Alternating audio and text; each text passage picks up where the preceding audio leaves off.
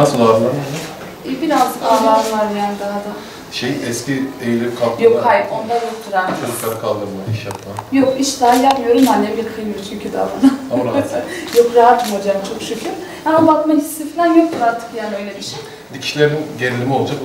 Yani o da siz normal dediniz. Ağrı da olacak dediniz.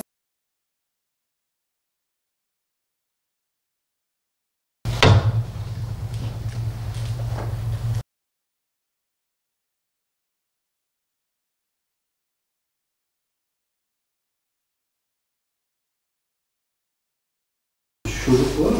4 tane çocuğum var.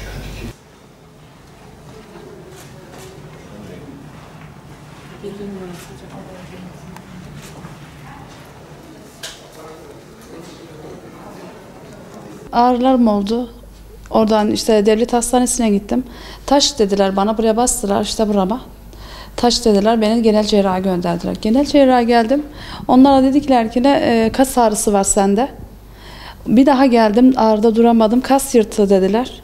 İlaç verip yine gönderdiler. Bir süre böyle devam ettim.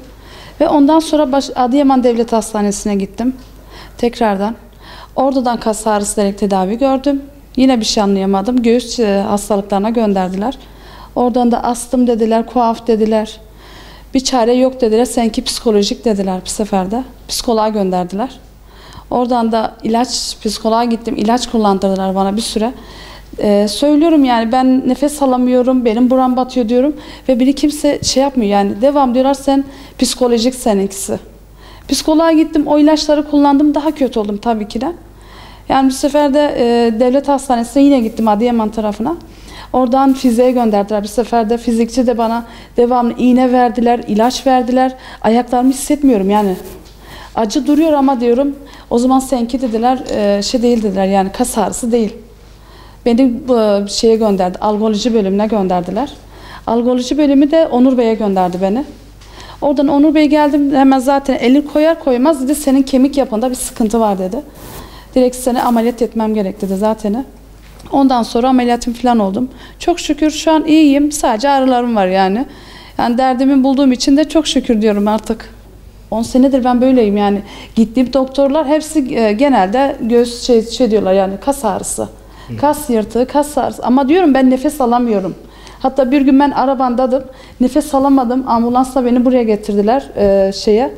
Devlet hastanesi, üniversiteye getirdiler beni. Oradan da dediler ki ne şey demişler, kalp krizi geçiriyor. Beni hazırlamışlar, kalp şeyini alırlar ameliyata işte. Oradan geri filme girdim. O bir de şey çıkmadı. Yani film çekiyorlar, ne yapıyoruz hiçbir şey bulamıyorlar. Yani MR'a da girdim yani bir sonuç bulamadım.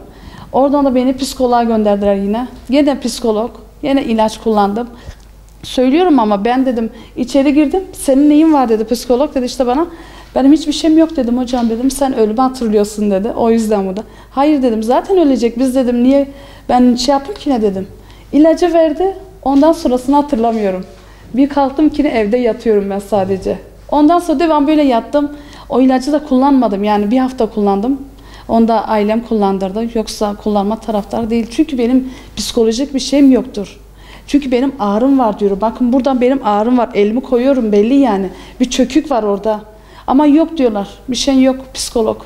Daha önceden benzer bir ameliyatımızdan dolayı medyadan onu fark etmiş. Bir de sağlık çalışan bir hastamız, bir yakınımız diyeyim ya da bizle beraber çalışan onun yönlendirmesi olmuştu.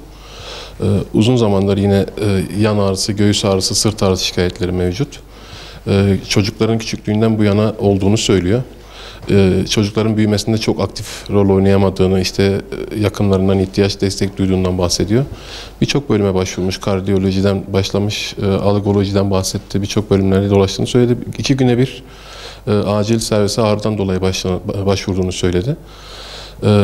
Tetkiklerimizde bizim sağ taraf 8. kaburgada iyi karakterli kıkırdak uğurları olduğunu tespit ettik. Ve bunun içeriye çökmüş olduğunu, karın zarına saplanmış olduğunu saptadık. Bu aşamadan sonra operasyon kararı aldık biz. Ameliyattan sonra kendi dokusundan, kendi kas dokusundan o bölgeyi destekledik. Ekstra bir metal protez desteğimiz olmadı.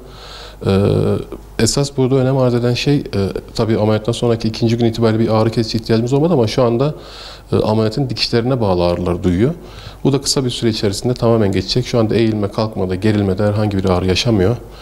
Esas önemli olan şey göğüs ağrısının en kritik nedeni kalp kaynaklıyken non-kardiyak dediğimiz göğüs ağrıları onlardan bir tanesi bu. Hayatı zora sokacak, ızdıraba sokacak bir ağrı.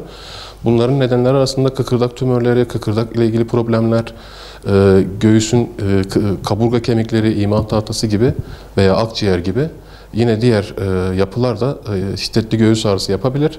Tabii ki ilk baştaki problem hastalarımız doğrudan bunun kalp kaynaklı mı olup olmadığını algılayamayabilirler. Ama geçmeyen, devam eden problemlerde işin temelinde kıkırdak kaynaklı tümörler de mevcut olabiliyor. Büyük bir çoğunluğu iyi kaynaklı oluyor.